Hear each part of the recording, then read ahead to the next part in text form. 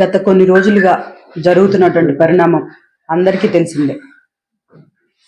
ఈరోజు ఒక గిరిజన బిడ్డ ఎదుర్కొనే శక్తి లేక ఎన్ని కుట్రలు కుతంత్రాలు చేస్తున్నారో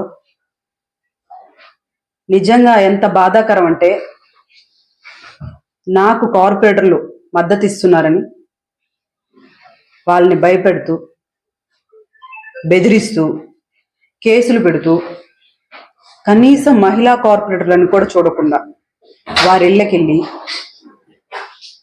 వాళ్ళని బెదిరిస్తూ ఇబ్బంది పెడుతూ బయటికి చెప్పుకోలేని పరిస్థితిలాగా వాళ్ళని అనేక విధాలుగా భయపెడుతూ ఇబ్బంది పెడుతున్నారు.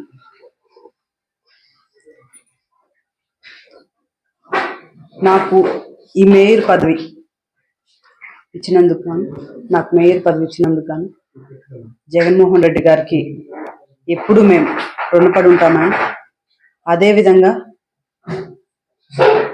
నాకు ఈరోజు ఇంత కష్టం వచ్చిందని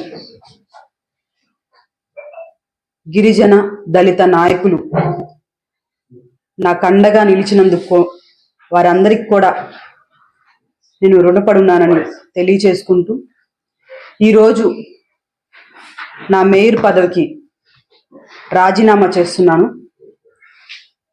రేపు మార్నింగ్ వెళ్ళి కలెక్టర్ కూడా అందించడం జరుగుతుంది. నేను మేయర్ పదవికి మాత్రమే రాజీనామా చేస్తున్నాను. ప్రజలకు ఎప్పుడూ చేరువుగా ఉంటాను. వారి ఆశీస్సులు మా మీద ఉన్నాయని మేము అనుకుంటూ,